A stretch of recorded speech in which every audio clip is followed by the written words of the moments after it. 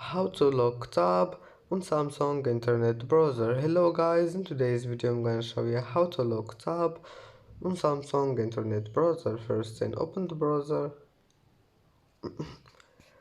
and now just click this icon here in the bottom corner, and after you click on it, now all you need to do is just hold on any tab you want here, like this tab, and now all you need to do is just click here lock, and as you see the tab have been locked, and that's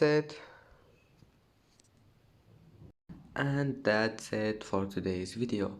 If you like this video, don't forget like and subscribe, and thank you for watching this video until the end, and see you in the next video.